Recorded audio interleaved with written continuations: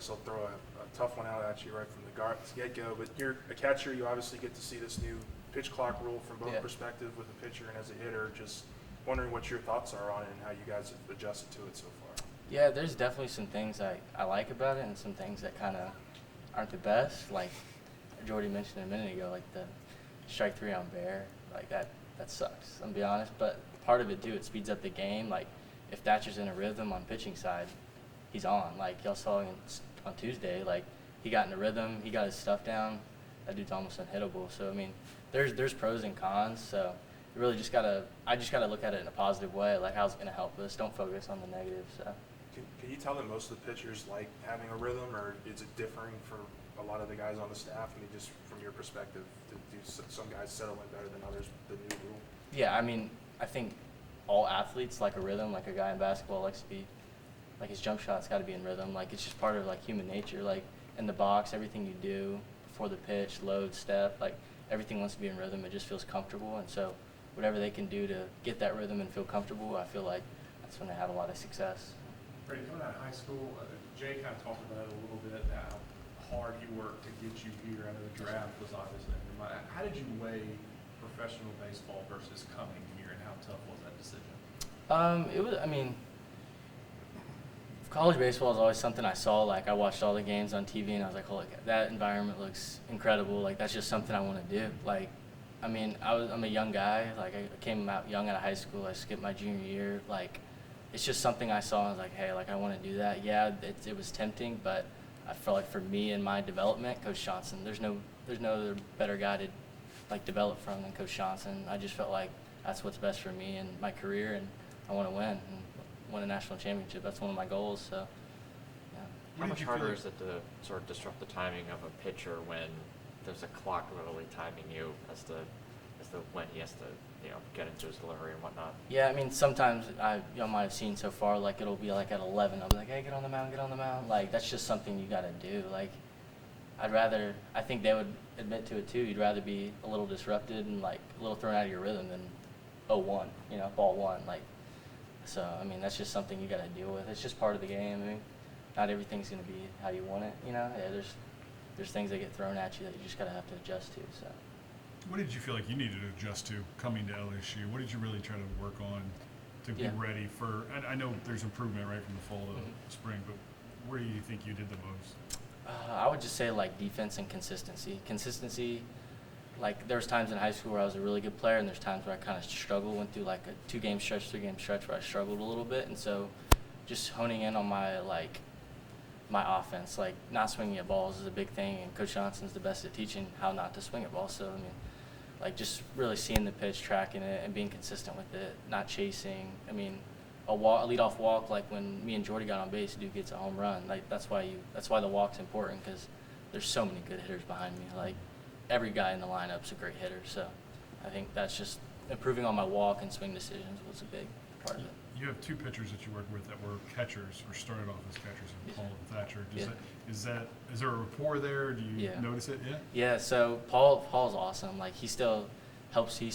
Helps all the catchers with our defense too. Like he was a great catcher, and so there's certain things he likes and Thatcher likes that kind of like I do for them. Like maybe if it's giving a target a certain place for a certain pitch against a certain batter, stuff like that. Like gets their eyes in the right spot to throw that pitch. So there's like things like that for each guy that you gotta, like me, Al, all the catchers really know them for those pitchers, but you do those little things to help them perform at the highest level. You talk about being 17 coming to school here, and just when I noticed you with the other catchers mostly, but around most of the guys, I mean, you talk a lot of crap to them. Was it important for you to not be the little kid on the team, or to really fit in socially as much as you can? Yeah, I have two older brothers. I've always just like they nag at, like they try and get at me. That's just something. I mean, I like it. Like my sophomore year at IMG, like I was the youngest guy on the team by like 2 years. Like, and so they just kind of pick at you, and then like it's just fun. Like we're just having fun. We're messing with each other. Like it's all fun and games. Like whether it's a catcher pop up or we're throwing down to second, I throw it over, and Al throws an absolute dot like he always does, like right on the bag. It's like, oh my gosh, like I can't win one today, So we talked to Jay a couple weeks ago, and he said Alex had really taken kind of ownership of the catcher group and had really been helping you guys bringing you up. How has he helped you as a defender behind the plate? He's a tremendous help. They're like, for the catcher position, it's hard because there's like one spot on the field, but you can't get better in practice unless you have somebody pushing you. Like,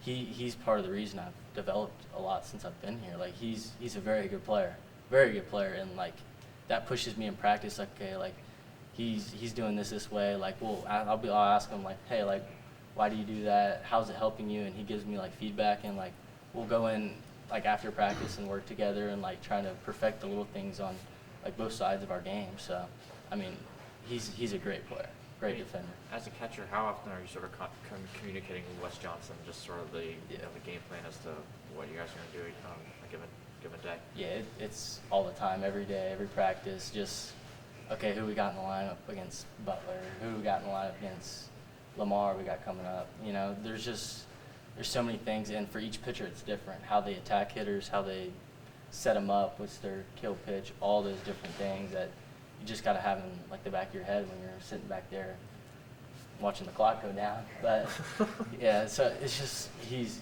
Coach Johnson's great. Coach Wes Johnson's great. Like he helps me so much. And like with Paul, they just give me tips like what the guys need, like what the guys need to see. I mean, he did it at the highest level. He knows what he's talking about, so I listen when he tells me stuff. What are some of those smaller things that you've learned from Coach Wes? Like rhythm, like knowing when to like throw the ball hard back and when to just kind of like throw it normal. Like some guys you need to slow down, some guys you need to speed up, like that sort of thing. Like getting guys in rhythm, like we just talked about. So part of that is literally just simply throwing how you throw the ball back, though. Yeah. Interesting. Never heard of that before. Yeah. So we're probably not talking about Nate enough and what he's been doing. Just what kind of guy is he that you're seeing from up there on the mound? That dude's a dog. Like, I hope you don't pull up my bats off him from the fall because it was not the best, that lefty. But Nate's a dog. He's a great player, great competitor. You go out there, he doesn't have a heartbeat. He just goes out there and doesn't feel any pressure and just deals every time. So it's impressive, especially I'd hate to face him. Especially on Tuesday, Texas. he had like 32 strikes out of 39 pitches, I think. Yeah, What did you see out of his hand on Tuesday this week? he just pounds the zone. He's consistent. The slider is nasty. The sliders they had a lot of lefties in that lineup too, which the last out of the game, I think it was the left fielder hopped up to, no, that was a ground ball. But anyway, there's just the slider to left-handed hitters it's hard to hit. Like, it's just a difficult pitch from a difficult arm slot, and he's got 93 coming right behind it if you're sitting on it. So, and then with Coach Johnson calling pitches, he's got the batter's mind in a like hurricane. Like, they just don't know what's coming, you know. So. Are he and Riley similar in that regard? Like as far as Yes, they're both just like mental. They're dogs. Like nothing gets in their head. They don't skip a beat, and that's something like I look at him like, holy cow! Like I hope I can get better at that and be like those guys. Because Coop is just the dude doesn't get phased. I remember watching the games on TV last year, and it's like, holy cow! He just gets outs. Like no matter what the situation is, he gets outs every time. So. is it the beard and the long hair? I mean, that's something I can't pull off yet. Maybe in a couple of years, but yeah, Coop's the man. So. Does X slider, is that more of is it slurvy or is it kind of trail away? It fades a little bit. It goes down to like a gyro pitch. It's just disgusting. It's hard to pick up too.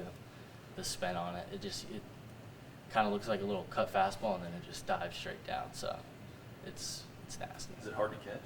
It is. So luckily in high school I had a really good left-handed pitcher that I had to catch a lot, and that kind of prepped me. But still, like I go on that spin ball. I'll do it after we're done at practice and just go catch lefty sliders and righty sliders. Paul's big sweeper for Friday just to prep because these guys are so good. I got to train their pitches every day. So. Can you walk us through Christian's cutter? Yeah, that's another one. That thing's just nasty. And the fact that he throws it like 88, 90, that's tough. That's so tough. It's kind of like the guy we faced on Tuesday at Texas, just a hard 90-mile-an-hour cutter. It's hard to hit. And when he puts it in the zone like he did in his outing with that 96-mile-an-hour heater, it's just they play off each other so well that it's just so hard to hit. We have so many guys that just have great stuff and great command. So. How much difference is Thatcher's cutter than Christian's? I would say, I mean, they're pretty similar. Thatcher's is more of a slider, in my opinion. I mean, his has more horizontal. More depth? Horizontal, so side to side. Like if you go watch like some of that Thatcher's outings from the fall, you'll see that slider just horizontal, just sweeping across the zone. I think they're similar speeds. They're both upper 80s, if I remember correctly. I'm pretty sure, but they're both just great pitches. Like Thatcher threw to Texas and they couldn't hit it. Christian came behind 96 up in the zone, cut her down the zone, still can't hit it. I mean, and Texas is a great team. Like those guys battled. You know, they got good. That guy they threw was a great pitcher. So. Was there a moment with Wes during a game where you're like, oh, why is he calling this pitch? And he was a little bit confused, or you were a little bit off, maybe thrown off by a decision you made, and then it, obviously it worked well. No, whatever he calls, I have confidence in. It's like whatever he does, whatever both Coach Johnson say, I do. Like if they tell me to bunt, I'm bunting. If you like hit and run, I'm hitting the ball on the ground. Like whatever they tell me, I have complete trust in. Because I mean, if you don't have trust in your coach, I mean, in my opinion, you're not going to get that much better. So I trust him with everything I do, and I think that's why I've made a lot of progress while I was here. So. What was your experience like playing at Dish Falk Field under the lights? Yeah, that was awesome. I was fortunate in high school to play at a couple really cool parks, and that one was special. The playing surface. My family's from East Texas, so a lot of them were there. That was pretty cool. Mm-hmm. And so, like in high school, I didn't get they came to games, but not a lot of them. So that was really cool with all I had like 14 family members there, so that was awesome. You 18 yet, or are you still 17? I turned 18 in October, so Okay. yeah, an adult. Buy them lottery tickets. Yeah. Good vote. Yeah. All right. All right, That's thanks, good. Brady. Thanks, Brady. Thank you. Appreciate it. Brady. All right. Thanks, Brady.